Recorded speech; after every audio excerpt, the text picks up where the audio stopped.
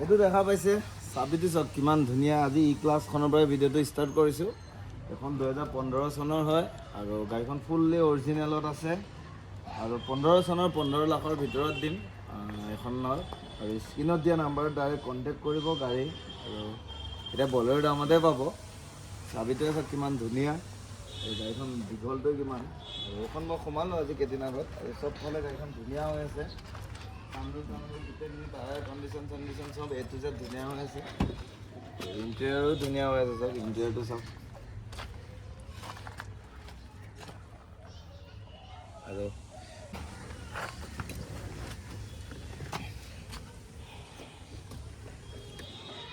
গাড়ীখনত চাবিটো ক'ত লাগে এইটো বস্তু চবতকৈ ইণ্টাৰেষ্টিং চাব।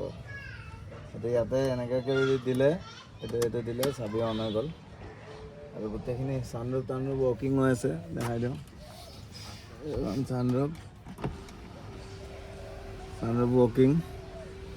এখন আপোনাৰ ৰিফাইনেন্স কৰোঁ বুলি ক'লে ৰিফাইনেন্স হৈ যাব। UST মোৰ দাদা এজনৰ লগত মোৰ কথা হৈছিলে, কিন্তু তেখেতে অলপ মানে কিবা প্ৰব্লেম এটা হৈ গ'ল, লোনৰ ইছ্যু এটা হৈ গ'ল। সেইটো কাৰণে তেখেতে ল'ব নোৱাৰিল, নহ'লে ইমান টাইম এখন গুচি যায়। আৰু এইখনৰ অট'মেটিক এখন মানে ইয়াতে গিয়াৰ শ্বিফটিং ৰিভাৰ্চ চিভাৰ্চ চব ইয়াতে হয়।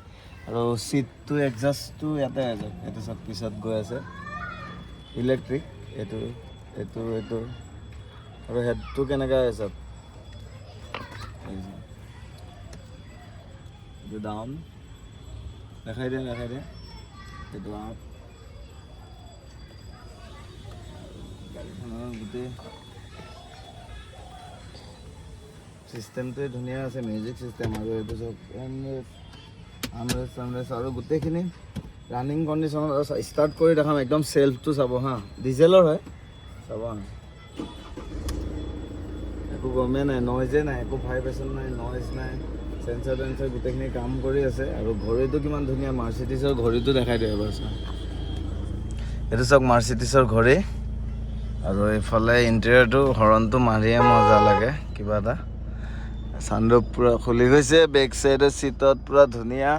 আৰু এখন যদি আপোনালোকে মোক কণ্টেক্ট কৰে আৰু এখন আণ্ডাৰ 15 লাখছত আপোনালোকক এখন দিম। ৰিফাইনেন্স কৰোঁ বুলি ক'লে ৰিফাইনেন্সো হৈ যাব। আৰু গাড়ীখনৰ কোনো ধৰণৰ ছাছপেনশ্যনে হওক একো ধৰণৰ কাম নাই। গাড়ীখন বহুত ধুনীয়া কণ্ডিশ্যন। অ'নাৰজন গুৱাহাটীৰে হয় আৰু গুৱাহাটীৰে গাড়ী, কোনো বাহিৰৰ পৰা অনা গাড়ী নহয় এখন।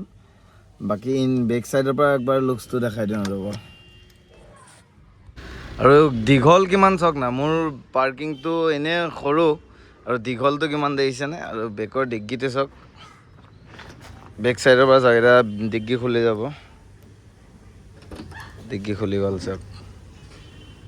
চিষ্টেম বঢ়িয়া। আপুনি বোলে হাতত বজাৰ লৈ আহিছে, বজাৰটো মানে আপুনি কি কৰিব লাগে, একো কৰিব নালাগে, ডাইৰেক্ট চাবিটো ধৰি থাকিলে হ'ল। এনেকৈ ডিগ্গি অট'মেটিক অ'পেন হৈ যায়।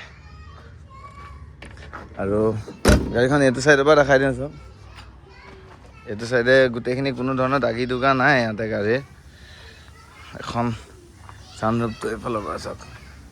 এনেই জাষ্ট এতিয়া অলপ পানী মাৰি দিলোঁ। আৰু টায়াৰ কণ্ডিশ্যন গোটেইকেইটা ধুনীয়া পাব।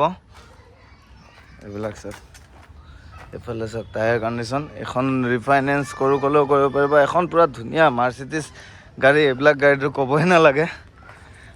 বহুতে ডিটেইলছ বিচাৰি আছিল আৰু দাম দৰৰ কথাও বহুতৰ লগত হৈ আছিল। পিছফালেও AC আছে, পিছফালে বহি কিমান কমফৰ্ট আছে চাওক। স্পেচটো চাওক, পূৰা শুই যাব পাৰিব পিছফালে আৰামত, মানে শুই যাব পাৰিব ভৰি চৰি মেলি চাওক। মই 6 ফুট আছোঁ, পূৰা ভৰি মেলি আৰামত বহি যাব পাৰিব। এইফালে AC কণ্ট্ৰলৰ ইয়াতে ডিছপ্লে আছে। এইবিলাক চব ইলেক্ট্ৰিক হয়, ইয়াতে এইবিলাক আছে লাইটৰ ছুইচ। আৰু ছানৰুফখনৰ এটা কভাৰো আছে, কভাৰ দি এনেকৈ টানি ৰাখিব পাৰি ছানৰুফটো লাগি গ'লে। আৰু আগ চাইডৰ পৰা দেখাত ধুনীয়া, এইটো চাইডে এনেকুৱা। আৰু AC ইয়াতো AC পাব, আৰু ইটো চাইডেও দৌৰত AC পাব। গোটেই 4 চাইডে AC।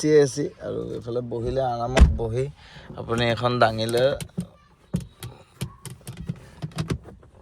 এখন লৈ বিন্দাছ আৰামত শুই গৈ থাকক, লং জাৰ্ণি কৰক বিন্দাছ। কোনো ধৰণৰ মানে এইবিলাক গাড়ী আমাৰ কাৰণে নহয় বেছি, এইবিলাক বিজনেছ ক্লাছৰ মানে একদম হাই লেভেলৰ মানুহৰ কাৰণে। আমি আৰু আনিছোঁ এনেই আপোনালোকক দিবৰ কাৰণে লৈ আহিছোঁ গাড়ীখন।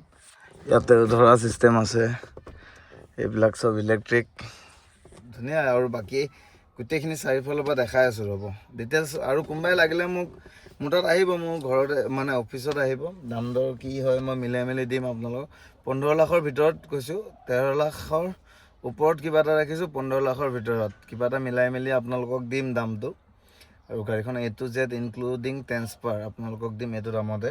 15 চনৰ হয় দেই এখন, আৰু কোনো বাহিৰৰ পৰা অনা গাড়ী নহয়, গুৱাহাটীৰে গাড়ী, ডাইৰেক্ট গুৱাহাটী। এতিয়া বাকী ছাইডৰ পৰা দেখাই আছোঁ অলপ।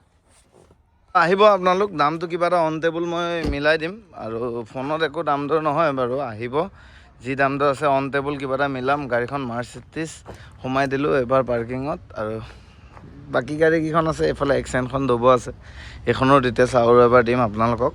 আৰু এইখনৰ কাৰণে হ'লে ডাইৰেক্ট মই স্ক্ৰীণত দিয়া নাম্বাৰটোত কণ্টেক্ট কৰিব। গাড়ী ধুনীয়া, একদম কোনো ধৰণৰ কাম নাই। আপোনালোক ডাইৰেক্ট ছাৰ্ভিচিঙৰ মানুহ গোটেইখিনিক দেখাই লৈ পেলাই নিব পাৰে। ইমান এখন আৰু মানে ভাড়া ল'ব নালাগে, এখন লৈ ল'লে হ'ল আৰু আপোনালোকে গাড়ী।